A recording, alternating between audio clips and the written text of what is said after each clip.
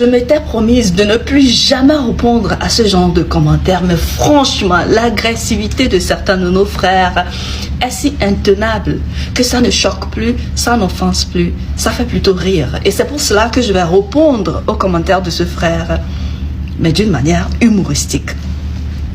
Alors, il s'agit d'une publication Facebook que j'ai faite ce matin avant de venir au boulot. Dans la publication, je dis que depuis que nous, les femmes, nous avons pris conscience que le pouvoir de l'homme réside dans l'argent, nous, les femmes, nous nous sommes libérées en allant travailler pour gagner notre propre argent. Et c'est depuis ce jour que la misère de l'homme a commencé. Alors, c'est sous cette publication qui n'insulte personne que ce frère est venu m'insulter. Il dit, tu es vieille, tu es mère seule et aucun jeune ne te veut. Et croyez-le ou pas, ce frère pense et croit qu'il m'a insulté. Dans ses insultes, il dit que je suis vieille, je suis mère seule et aucun jeune ne me veut. Donc, vieille, mère seule, aucun jeune ne te veut. Prenons d'abord vieille. Depuis quand être vieille est une insulte? Je vous ai toujours dit que la vieillesse est une bénédiction, c'est une grâce. Ce n'est pas tout le monde qui vieillit. Il y a des gens qui naissent et meurent. Il y a des gens qui meurent enfants. Il y a des gens qui meurent ados. Il y a des gens qui meurent adultes. Donc si moi j'ai vécu au point où toi tu penses que je suis vieille, c'est que je suis bénie, j'ai la grâce de la vie. Et qui te dit que je veux être jeune? Lorsque vous parlez de jeunes ou de femmes fraîches, dans votre pensée, dans votre tête, c'est que c'est une femme qui n'a pas d'enfant. Et pour cela, moi qui ai des enfants, je ne suis pas une femme fraîche. Maintenant, détaillons en fait, c'est quoi la fraîcheur de la femme? Moi, j'étais mariée pendant 14 ans. Au cours de ces 14 ans, j'ai connu qu'un seul homme. 14 ans, je ne trompe pas, je n'ai jamais trompé. Donc, en 14 ans, j'ai connu qu'un seul homme. Je suis divorcée de cet homme-là il y a 4 ans de cela. Et au cours de ces 4 ans, je n'ai connu aucun seul homme. Donc, si tu prends mes 14 ans de mariage plus mes 4 ans de célibat, ça fait 18 ans au total. Au cours de 18 ans, j'ai connu qu'un seul homme.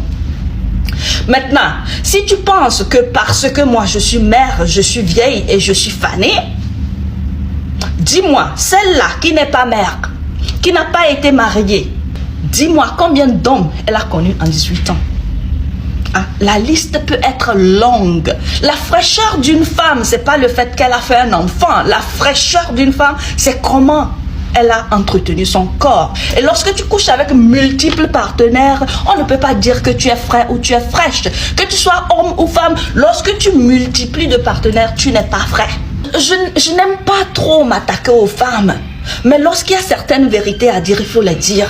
Les femmes que vous appelez fraîches, moi je regarde ces femmes, je regarde leur poitrine. Sans enfant, la poitrine coule. Sans enfant, leur ventre est plus gros que le mien. Sans enfant, leur corps est lacéré. Sans enfant, les fesses sont ramollies complètement. Je me demande, qu'est-ce qu'elles ont fait avec leur vie? Qu'est-ce qu'elles ont fait exactement avec leur corps?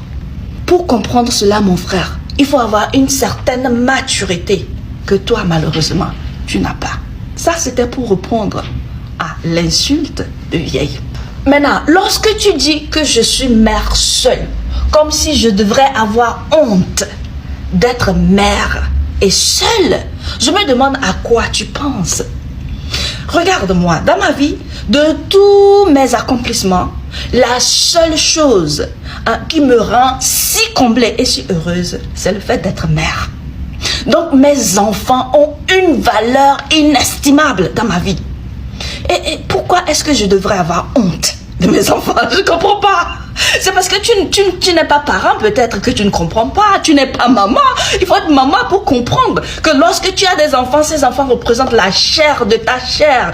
C'est la chose la plus importante dans ta vie. C'est-à-dire, quel que soit ce que tu accomplis, tu peux aller dans la lune, tu peux construire les bâtiments les plus hauts au monde, tu peux avoir un compte bancaire bourré d'argent. Lorsque tu n'as pas d'enfant, tu n'as rien, tu n'es rien. Tu es absolument nul. Et ça, bien entendu, c'est ma conception de la chose. Donc, tu ne peux que te servir du fait que je sois maman pour tenter de m'insulter parce que tu ne comprends pas la joie que d'être maman. Tu ne comprends pas le gros accomplissement, la fierté que moi, être maman m'apporte. Quant à la troisième partie de ton insulte qui dit qu'aucun jeune ne me veut, qui te dit que moi je veux de jeunes? Mon frère, qui te dit que je veux de jeunes? Moi, une femme mature, une femme accomplie, une maman de 2 jeunes femmes brillantes, confiantes en elles, de vraies Amazones, je vais aller prendre un jeune. Pourquoi? Qu'est-ce qu'il va m'apporter dans sa vie?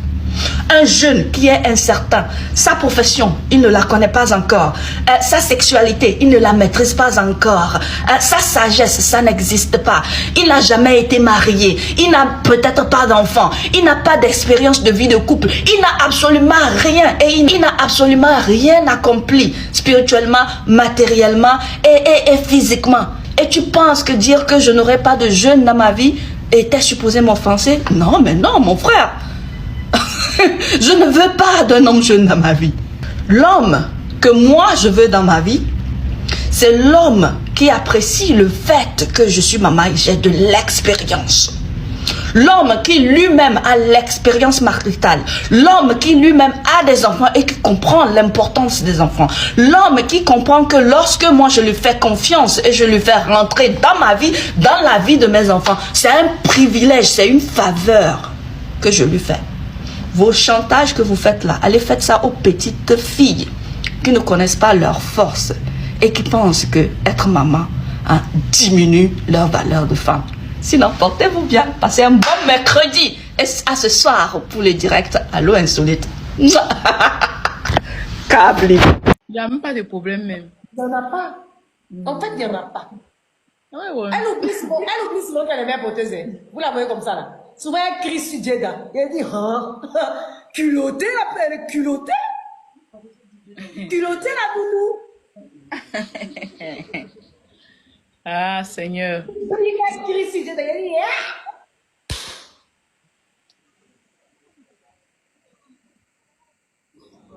Parce que Jeddah dit qu'elle ne veut pas penser tout de suite. Elle a ses envies. C'est pas ça. Parce que Jeddah ne veut pas prendre tétine, elle va m'appeler. Parce que tu as vu, Jeddah ne veut pas prendre tétine. Je dis, arrête de mentir sur la princesse. Dès que Jeddah est dans ma main, Jeddah prend tétine et puis elle pousse sa mère, elle comme ça.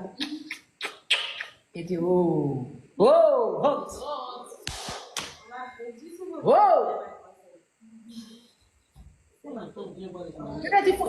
Il faut que tu respectes Jeddah. Mais quand elle est enceinte là, c'est la seule voix, c'est la voix des mensonges en réalité. Quand je parle comme ça, Jeddah dans le ventre d'Ozoa, elle bouge comme ça. Comme pour dire, maman, j'entends, maman, j'étais là. Qu'elle est sortie comme ça, qu'elle entend ma voix, elle reste figée comme ça. Elle sait que c'est maman. Quand il la prend, mais elle ne pleure pas. Dès que la mère porteuse la prend, il a dit, même c'est là, dans sa bouche. Allez. Elle veut pas. Ce qu'on doit faire là, il faut que vous dites. Vous n'êtes pas bonne. Ce qu'on doit faire. Dieu merci, mes malheurs sont là pour toujours me dire ce que tu fais. M'écrivent sur Snap, me dit, fais attention, là, des fois tu as lâché sur Jeddah. Ça, c'est tous les jours, hein. Ah bon? Est-ce que vous êtes témoin? Attends, vous avez vu? moi, je vais me lever pour aller lâcher. Elle fait du vent sur Jeddah. Non, sérieusement, on va réduire tes honoraires. On va réduire tes honoraires. Tu vas te retrouver à la rue. C'est sérieux? Vous pouvez donner quoi même? On va réduire, on va réduire. Un enfant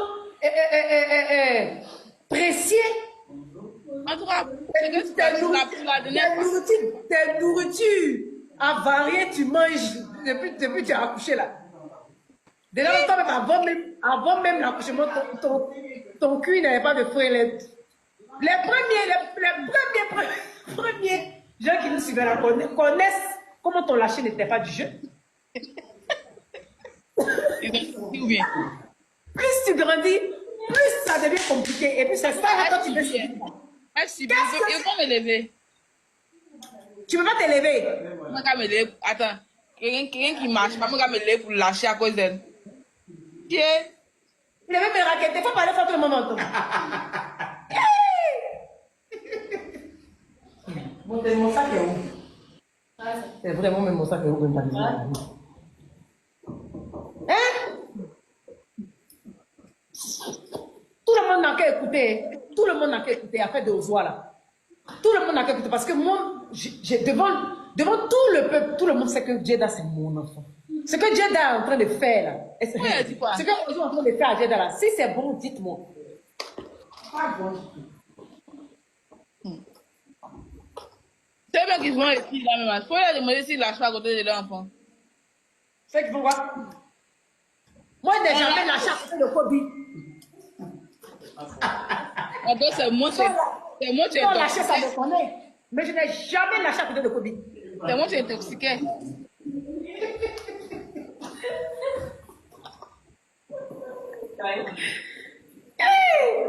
Non, Ozoa. Comme c'est moi qui es intoxiqué, c'est ça que je te fais vivre à ton enfant. Tu dis quoi? Moi, c'est quoi? Je suis Comme toxique. c'est moi qui es intoxiqué. Donc si ça te fait vivre ça à C'est ton pas pour enfant. une grande personne. Ton nez est disposé à sentir ce genre d'odeur. Mon cher, elle a bébé Tu son. l'as bien arrivé sur la terre là. Tu es en train de la traumatiser. À quoi donc? À quoi donc elle doit découvrir ça en grandissant? C'est en grandissant.